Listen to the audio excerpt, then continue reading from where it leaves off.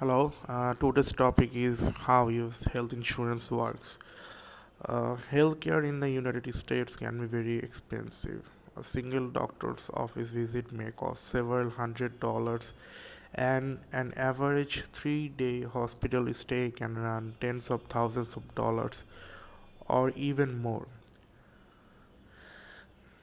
depending on the type of care provided. Most of us could not afford to pay such large sums if we get sick, especially since we don't know when we might become ill or injured or how much care we might need.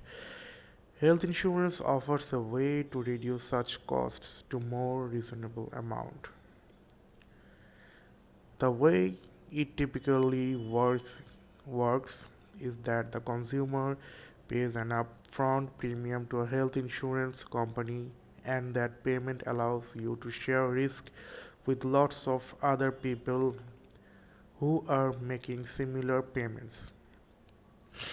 Since most people are healthy and most of the time the premium dollars paid to the insurance company can be used to cover the expense of the relatively small number of enrolls who get sick or are injured. Insurance companies, as you can imagine, have studied risk extensively, and their goal is to collect enough premium to cover medical costs of the enrolls.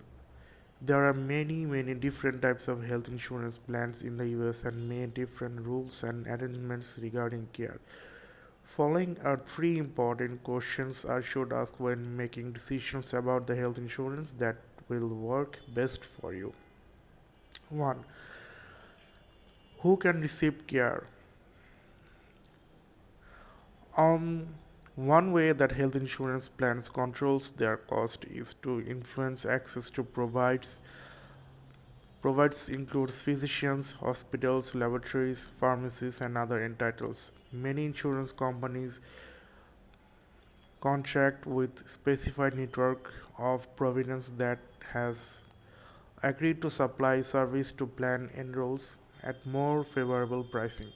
If a provider is not in a plan's network, the insurance company may not pay the services provided or may pay a smaller portion that it would for in network care.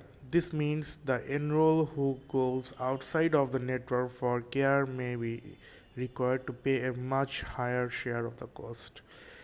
This is an important concept of understand, especially if you are not originally from the local Stanford area. If you have a plan through a parent, for example, and that plan's network is your hometown, you may not be able to get the care you need in the Stanford area, or you may uh, incur much higher costs to get that care.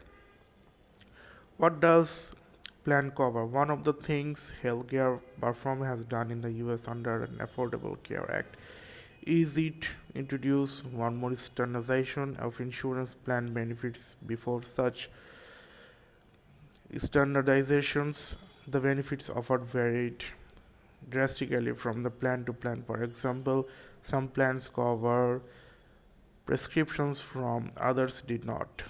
Now, plans in the US are required to offer numbers of essentials health benefits which include emergency services, hospitalization, laboratory tests, maternity and newborn care, health care and substance abuse treatment, outpatient care, doctors and other services you received outside of hospital, pediatric services including dental and vision care, prescription drugs, prevention service, etc. Some immunizations and management of chronic diseases rehabilitation service for our international populations of students who might be considering coverage through a non-US based plan. Asking the question what does the plan cover is extremely important.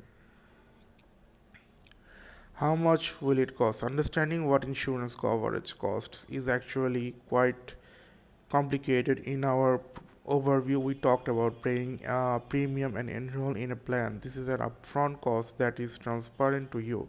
Unfortunately, for most plans, this is not the only cost associated with the care you receive. There is also typically cost when you access such cost is captured as deductible, insurance, and co-pays. Definitions are below. The represents and share you pay out of your own pocket. And you receive care as a general rule of thumb. The more you pay in the premium upfront, the less you will pay when you access care. The less you pay is premium, the more you will pay when you access care.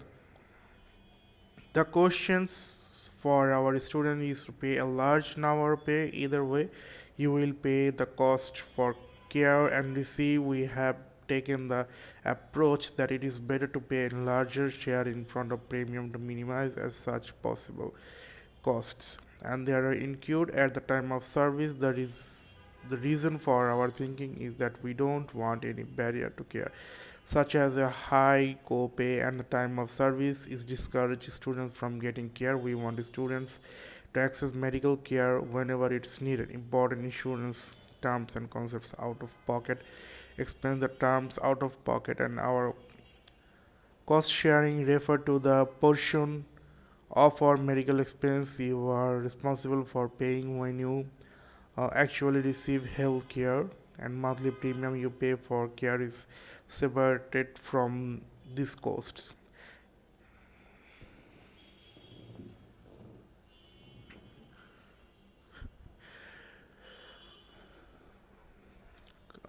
Copayment and copay. The copay is a fixed upfront amount you pay each time you receive care when the care is about to copay. For example, copay is $30 might be applicable for a doctor visit, after which the insurance company picks up the rest.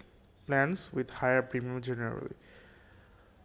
Annual out of pocket maximum. The annual out of pocket maximum is the most cost sharing you will be responsible for in a year. It's the total of your deductible copays and coinsurance, but does not include your premiums once you hit the limit.